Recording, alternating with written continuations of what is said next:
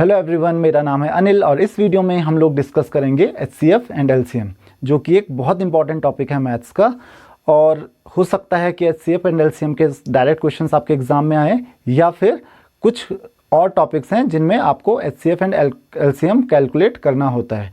तो चलिए देख लेते हैं क्या होता है एचसीएफ एंड एलसीएम। तो फुल फॉर्म आपको पता होगी, HCF means highest common factor and LCM means least common multiple. तो फैक्टर एंड मल्टीपल हम लोग पहले डिस्कस कर चुके हैं जब हम लोग नंबर सिस्टम डिस्कस कर रहे थे। अगर आपने वो वीडियो नहीं देखा है तो मैं आपको डिस्क्रिप्शन में लिंक दे देता हूँ, आप वो वीडियो ज़रूर देख लें। तो हाईएस्ट कॉमन फैक्टर मतलब अगर दो या दो से ज़्यादा नंबर्स होते हैं, उनके फैक्टर्स होंगे तो उनके कुछ कॉमन फैक्टर्स होंगे जो सारे नंबर्स के होंगे। तो उन फैक्टर्स में से जो सारे नंबर में कॉमन है, उसमें से सबसे बड़ा जो फैक्टर होगा that is highest common factor, या उसको आप एचसीएफ बोलते हो। और लीस्ट कॉमन मल्टीपल, लीस्ट मतलब सबसे छोटा, कॉमन मल्टीपल दो या दो से ज़्यादा नंबर में जो मल्टीपल्स होंगे, उनके जो कॉमन मल्टीपल्स होंगे, उन कॉमन मल्टीपल्स में से सबसे छोटा मल्टीपल। तो एचसीएफ एंड एलसीएम कैलकुलेट करने का जो सबसे कॉमन मेथड है वो है फैक्टराइजेशन। तो चलिए देख लेते हैं फैक्टराइजेशन से एक क्वेश्चन की हेल्प से। जैसे हमारे पास एक क्वेश्चन है 20, 48 एंड 72, ये तीन नंबर हमारे पास हैं और हमको इनका एचसीएफ एंड एलसीएम कैलकुलेट करना है। तो पहले एचसीएफ के लिए क्या करते हैं हम लोग, फैक्टराइज करते हैं। कैसे? 20, 48 एंड 72। तो जब तक कॉमन नंबर्स किसी एक नंबर से ही डिवाइड होते हैं, तो आपको ध्यान में रखना है कि जनरली हम लोग प्राइम नंबर से ही डिवाइड करेंगे। तो फॉर एग्जांपल 2 से ये डिवाइड हो रहे हैं, तो 2 से डिवाइड हो रहे हैं, तो यहाँ पे आएगा 10, 2 into 24 that is 48 and 36 that is 72। Again ये 2 से फिर से डिवाइड हो रहे हैं, यहाँ पे आ रहा है 5, दिस इज़ 12 देन 18। अब इसके आगे फर्दर ये डिवाइड नहीं हो रहा है, कोई भी नंबर नहीं है जिससे ये तीनों डिवाइड होते हैं एक्सेप्ट 1, और 1 से डिवाइड करके, क्योंकि ये फिर से सेम आता है तो 1 से डिवाइड करने का कोई मतलब नहीं है। तो इसका मतलब यही कॉमन फैक्टर थे 2 इंटू 2। तो जो एचसीएफ होगा, एचसीएफ क्या हो जाएगा, 2 इंटू 2 दैट इज़ 4। तो एक बहुत बेसिक तरीका है। अगर आपको एलसीएम कैलकुलेट करना है तो एलसीएम कैलकुलेट करने के लिए आप फर्दर डिवाइड करते जाइए जब तक कोई भी दो नंबर्स डिवाइड हो रहे हैं। तो अब जैसे कि ये और ये दोनों नंबर डिवाइड हो रहे हैं किससे, 2 से, तो हम लोग क्या करेंगे यहाँ पे, क्योंकि जो नंबर डिवाइड नहीं हो रहा है उसको आप एज इट इज़ लिख लीजिए। यहाँ पे 6 एंड 9। अब आपको दिख रहा है कि कॉमन नंबर कुछ भी नहीं है, ये दोनों 3 से अभी भी डिवाइड हो रहे हैं। तो 3, this will remain 5, this will remain 3 2s are 6, 3 3s are 9। तो अब कोई भी कॉमन नंबर से डिवाइड नहीं हो रहा है कोई भी नंबर, तो जनरली आप फर्दर करते हो, लेकिन आपको फर्दर करने की ज़रूरत नहीं है क्योंकि कोई भी नंबर, अब कोई भी दो नंबर्स किसी से डिवाइड नहीं हो रहे हैं। तो जो एलसीएम होगा आपका, एलसीएम इक्वल टू क्या हो जाएगा, जितने भी नंबर हैं this into this into this, साथ में ये नंबर्स, तो क्या हो जाएगा 2 into 2 into 2 into 3 into 5 into 2 into 3। तो ये हो गया आपका एलसीएम। तो 2 into 2 4 into 2 8 into 3 24 into 5 that is 120 into 2 that is 240 into 3 that is 720। तो आपका एलसीएम आ गया 720। तो यहाँ पे आपके पास मान लेते हैं दो नंबर्स हैं, एक है 69 एंड 529। तो अगर आपको एचसीएफ कैलकुलेट करना है 69 और 529 का, तो आप कैसे करोगे, तो यहाँ पे एचसीएफ हमें कैलकुलेट करना है। ये मेथड जो है वो एचसीएफ के लिए यूज़ होगा। तो 69 और 529 का अगर आप फैक्टराइजेशन करोगे तो आप देखोगे कि आपको कोई भी कॉमन नंबर नहीं मिलेगा। जैसे 2 से नहीं हो पा रहा है, 3 से नहीं हो पा रहा है, फिर 5 से चेक करोगे, 5 से नहीं हो रहा है। इसीलिए यहाँ पे मैंने आपको लास्ट टाइम डिविजिबिलिटी रूल्स इसीलिए बताए थे कि आप जल्दी से चेक कर सको। तो ना 5 से हो रहा है, 7 से नहीं हो रहा है, देन 11 से भी नहीं हो रहा है, आपको सिर्फ प्राइम नंबर से ही चेक करना है। तो आप देखोगे कि तो ये डिवाइड ही नहीं हो रहे हैं, तो आप ऐसे में बहुत ज़्यादा आगे पहुंच जाओगे और टाइम इसमें बहुत ज़्यादा कंज्यूम होगा। तो उसके लिए मेथड क्या है, उसके लिए एक नया मेथड है। हम क्या करते हैं, जो इन दोनों में से छोटा नंबर है उससे बड़े नंबर को डिवाइड करना शुरू कर दो। 69 से 529 को डिवाइड कर दो, तो that is 69 into 7 that is 4 8 3। Then वो सेम जैसे हम लोग डिवाइड करते हैं, तो रिमाइंडर क्या आ रहा है, 9 minus 3 that is 6, 12 minus 8 that is 4, तो दैट इज़ 46। अब हम लोग क्या करेंगे, 46 जो रिमाइंडर आ रहा है उससे, अगर रिमाइंडर आ गया, रिमाइंडर ऑब्वियसली हमेशा इससे छोटा होगा, अगर इससे बड़ा होता है तो तब तक हम डिवाइड करते रहते हैं जब तक आपको फाइनल रिमाइंडर नहीं मिला। अब आपको ये रिमाइंडर मिल गया तो रिमाइंडर से हम लोग क्या करते हैं, डिवाइज़र को डिवाइड करते हैं, जो पहले डिवाइज़र हुआ करता था, दैट इज़ 69। तो 69 को डिवाइड कीजिए, केवल एक बार जा रहा है, दैट इज़ 46। अगेन फिर से रिमाइंडर क्या आ रहा है, 23। अब आप 23 को फिर से डिवाइज़र, जो प्रीवियस डिवाइज़र था दैट इज़ 46 को डिवाइड कीजिए, तो 23 इंटू 2 इक्वल टू 46। अब रिमाइंडर क्या आ रहा है आपके पास, 0। तो ये जो 23 है, ये 23 आपका एचसीएफ हो जाएगा, मींस जिससे कंप्लीटली डिवाइड हो जाएगा। ये काम आप तब तक करते रहोगे जब तक आपका रिमाइंडर 0 नहीं आ जाता है। तो जिससे डिवाइड करने पे रिमाइंडर 0 आएगा वो हो जाएगा आपका एचसीएफ। तो इस मेथड में आपको फिर फैक्टर्स ढूंढने की ज़रूरत नहीं है कि आप ढूंढते रहोगे कि ये 2 से डिवाइड हो रहा है तो नहीं हो रहा है, फिर आप 3 से चेक करोगे, फिर आप 5 से चेक करोगे, 7 से चेक करोगे, तो ऐसे में बहुत ज़्यादा टाइम कंज्यूम होता है। तो बेटर वे ये है कि आप इससे तुरंत आप जो एचसीएफ है वो फाइंड कर सकते हो। अब हम लोग कुछ प्रॉपर्टीज़ के बारे में देख लेते हैं एचसीएफ एंड एलसीएम की। तो एक बहुत इंपॉर्टेंट प्रॉपर्टी जो आपके पास है एचसीएफ एंड एलसीएम की, वो ये है कि फॉर एनी 2 नंबर्स, अगर आपके पास 2 नंबर्स हैं, फॉर एनी 2 नंबर्स क्या होता है, the product of numbers, product of numbers किसके इक्वल होता है, equal to HCF into LCM. 2 numbers का जो प्रोडक्ट होता है वो उनके एचसीएफ और एलसीएम के प्रोडक्ट के इक्वल होता है। तो बहुत ज़्यादा चांसेस हैं कि इस फॉर्मूले से एक क्वेश्चन आपके एग्जाम में आए। तो ध्यान रखिए कि ये फॉर्मूला आपको हमेशा याद रखना है। अब क्वेश्चन किस तरीके से आता है, for example the HCF of 2 numbers is 5 and their LCM is 75। तो HCF of 2 numbers is 5 and their LCM is 75. And if now one number is 15, find other number. तो 2 नंबर्स हैं जिनका एचसीएफ 5 है और एलसीएम 75 है, उनमें से एक नंबर 15 है, तो दूसरा नंबर क्या होगा, तो हमको यही फॉर्मूला यूज़ करना है, that is HCF into LCM equal to product of numbers. तो यहाँ पे एचसीएफ कितना है 5 इंटू एलसीएम कितना है 75 equal to product of numbers. तो एक नंबर तो मुझे पता है 15, दूसरे को x मान लेता हूँ, तो दैट इज 15 इंटू एक्स। तो 15 को उधर डिवाइड कर लो, तो that is 5 into 75 by 15 that is equal to x। तो x इक्वल टू क्या आ गया यहाँ से 25। तो दूसरा नंबर क्या मिल गया आपको 25। तो कभी कभी इस तरीके के क्वेश्चंस एग्जाम में आ सकते हैं। अब एक और टॉपिक है, वो है HCF and LCM of fractions. तो यहाँ पे एचसीएफ ऑफ फ्रैक्शन और एलसीएम ऑफ फ्रैक्शंस का आपके पास फॉर्मूला है कि जो एचसीएफ होता है किन्हीं भी फ्रैक्शंस का, 2 या 2 से ज़्यादा फ्रैक्शंस हो सकते हैं, वो क्या होता है HCF of numerators by LCM of denominators. ध्यान रखना, न्यूमरेटर्स सारे नंबर्स का पहले न्यूमरेटर्स का एचसीएफ कैलकुलेट करेंगे अपॉन डिनोमिनेटर का एलसीएम, और जो एलसीएम होगा फ्रैक्शंस का वो क्या होगा LCM of numerators by HCF of denominators. चलिए एक एग्जांपल की हेल्प से इसको भी समझ लेते हैं। तो सपोज आपके पास कुछ नंबर्स हैं जैसे 2/5, 4/15, देन 8/25। चलिए ये 3 नंबर्स आपके पास हैं। तो अगर मुझे इनका एचसीएफ कैलकुलेट करना है तो एचसीएफ क्या हो जाएगा, HCF of fractions is equal to HCF of numerators. तो आप तीनों के न्यूमरेटर्स देखिए 2, 4 और 8।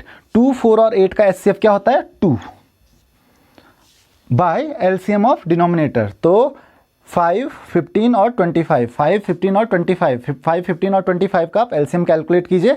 5, 15 और 25 का एलसीएम हो जाएगा 75। तो एचसीएफ आपको मिल गया क्या 2/75। उसी तरीके से आप एलसीएम कैलकुलेट कीजिए। तो एलसीएम का फॉर्मूला क्या होता है, LCM of fractions equal to LCM of numerators. तो यहाँ पे 2, 4 एंड 8 3 नंबर्स हैं, तो इन तीनों का आप एलसीएम देखोगे तो एलसीएम है इनका 8 बाय एचसीएफ ऑफ डिनोमिनेटर्स। तो डिनोमिनेटर्स में क्या क्या है 5, 15 और 25। इसका इनका जो एचसीएफ होता है वो होता है 5। तो एलसीएम भी मिल गया आपको 8/5। तो ये बहुत ईजी तरीका है एचसीएफ और एलसीएम फ्रैक्शंस का जिससे आप कैलकुलेट कर सकते हो। तो ये फॉर्मूले आप ध्यान में रखिए क्योंकि हो सकता है इससे भी कोई क्वेश्चन एग्जाम में आ जाए।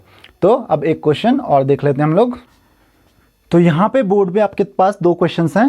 पहला है find the smallest number which when divided bye 6, 8, 9, 10 and 12 leave remainder 3 in each case. Means अगर आप 6, 8, 9, 10 एंड 12 से एक नंबर को डिवाइड करोगे तो सबसे डिवाइड करने पे रिमाइंडर कितना आता है? 3 आता है। तो ऐसा स्मॉलेस्ट नंबर आपको बताना है। तो पहले फर्स्ट क्वेश्चन हम लोग देख लेते हैं। तो सबसे पहले हम लोगों को ये ध्यान में रखना है कि हमको पहले ऐसा नंबर ढूंढना है जो इन सारे नंबर से डिवाइड हो जाए, क्योंकि तब 3 रिमाइंडर हम लोग इजीली कैलकुलेट कर सकते हैं कि कौन से नंबर से 3 रिमाइंडर बचेगा। तो सबसे पहले ऐसा सबसे छोटा नंबर कौन सा होता है जो इन सारे नंबर से डिवाइड हो जाता है, उसको हम लोग कहते हैं एलसीएम। तो हमको सबसे पहले क्या फाइंड करना है? एलसीएम फाइंड करना है। किस किस का? 6, देन 8, 9, 10 एंड 12। तो एलसीएम के लिए क्या करना पड़ता है? पहले कॉमन से डिवाइड कीजिए। 3, 4, ये तो होता नहीं है डिवाइड, ये होता है 5 और ये 6। अभी भी 2 से होता है? बिल्कुल होता है। तो ये हो गया 2, ये एज इट इज़ रहेगा 3, ये हो जाएगा 2, एज इट इज़ 9, ये रहेगा 5 और ये रहेगा 3। अब आप देख सकते हैं कि अब 3 से डिवाइड हो रहा है। 3, 1, again 2 as it is, then it is 3, then it is 5 and then it is 1। तो अब सारे प्राइम नंबर्स आ गए। तो आपको अब डिवाइड करने की ज़रूरत नहीं है। अब आप पूरा सबको आपस में मल्टीप्लाई करके लिख लीजिए। तो क्या हो जाएगा आपका LCM? LCM will be equal to, LCM equal to क्या हो जाएगा? 2 into 2 into 3 into 2 into 3 into 5। तो 2 into 2 4, 4 into 3 12, 12 into 2 24, 24 into 3 72 and 72 into 5, that is 360।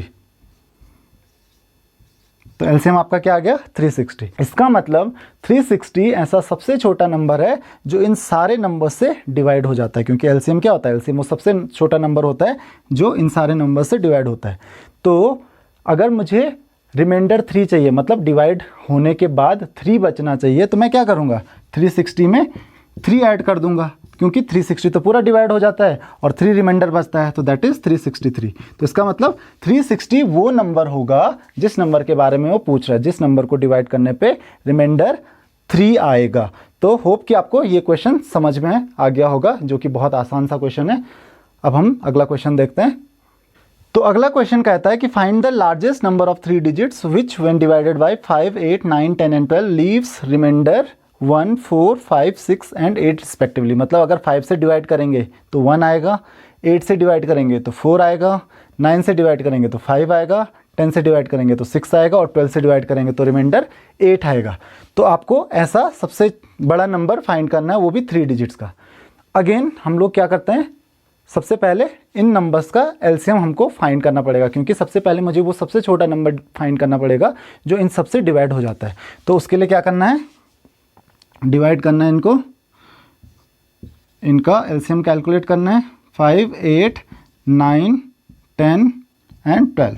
So let's see, किसी से डिवाइड नहीं हो रहे हैं तो 2 से कर लेते हैं। 5 एज इट इज़, ये हो जाएगा आपका 4, देन 9 एज इट इज़, 5 एंड 6। अगेन 2 से कर लेते हैं। 5, then it is 2, then it is 9, then it is 5, then it is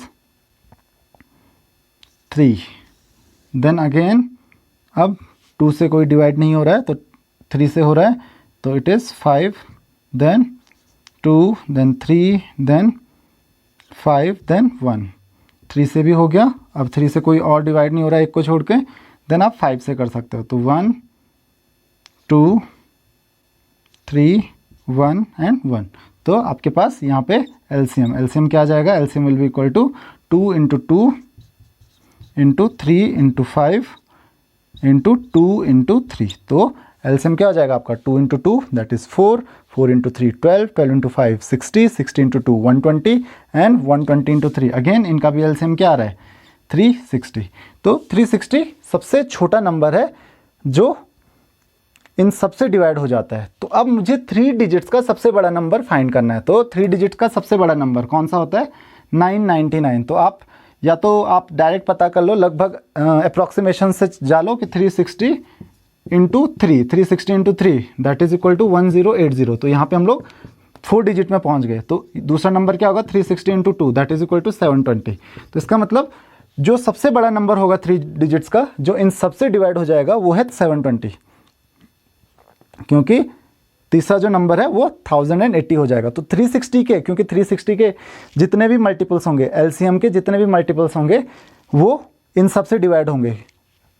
तो यहाँ पे हमारे पास यहाँ पे 2 नंबर्स आ रहे हैं, 720 एंड 1080। तो 1080 4 डिजिट नंबर है और ये 3 डिजिट नंबर है। तो आपके लिए 720 जो नंबर होगा वो सबसे बड़ा नंबर होगा 3 डिजिट्स का, जो इन सब से डिवाइड हो जाता है। लेकिन हमारी प्रॉब्लम अभी ख़त्म नहीं है। आपको ये बताना है कि वो नंबर कौन सा होगा जिसको डिवाइड करने पे इन सब से ये रिमाइंडर आता है। तो सबसे बड़ा नंबर तो मिल गया जो एग्जैक्टली डिवाइड हो जाता है। अब हमको यही नंबर चाहिए। अब कैसे पता करेंगे उस नंबर को जो हमसे पूछा जा रहा है? तो वहाँ पे हमको पहले डिफरेंस देखना है, क्योंकि हर किसी के लिए पिछले क्वेश्चन में क्या था? रिमाइंडर तो सेम था, तो हम लोगों ने क्या किया था? रिमाइंडर ऐड कर दिया था। लेकिन यहाँ पे रिमाइंडर सबके लिए अलग अलग है। तो यहाँ पे एक चीज़ सेम होगी, क्या? जो डिफरेंस होगा डिवाइज़र और रिमाइंडर का। 5 के लिए रिमाइंडर 1 आ रहा था, 8 के लिए रिमाइंडर 4 आ रहा था, 9 के लिए रिमाइंडर 5 आ रहा है, 10 के लिए रिमाइंडर 6 आ रहा है और 12 के लिए रिमाइंडर 8 आ रहा है। आप देख सकते हो। तो इनका जो डिफरेंस आएगा वो हमेशा सेम आएगा, 4 देन 4 देन 4 4। तो डिफरेंस हमेशा 4 आएगा, हमेशा सेम डिफरेंस आएगा। तो यहाँ पे इन सब का डिफरेंस क्या है? 4 है। अगर डिफरेंस सेम नहीं आया तो फिर आपको यूज़ करना पड़ेगा हिट एंड ट्रायल मेथड। तो वो क्वेश्चन को सॉल्व करना ऑलमोस्ट इम्पॉसिबल हो जाता है, बहुत डिफिकल्ट हो जाता है। तो ऐसा क्वेश्चन आपके पास आ नहीं सकता है। सिर्फ यही क्वेश्चन आएगा जहाँ पे डिफरेंस सेम होगा। तो ये हो गया आपके पास डिफरेंस। तो डिफरेंस को क्या कर देंगे? माइनस कर देंगे। तो 720 माइनस 4 दैट इज 716।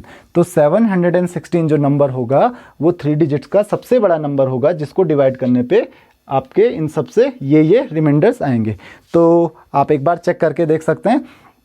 तो ये था इस क्वेश्चन का सॉल्यूशन। और इस वीडियो के लास्ट में आपके लिए क्वेश्चन है, how many pairs of numbers are there the sum of which is 64 and HCF is 8। ऐसे कितने पेयर्स होंगे जिनका सम 64 होगा और HCF 8 होगा? तो इस क्वेश्चन का आंसर आप मुझे कमेंट बॉक्स में बताइए।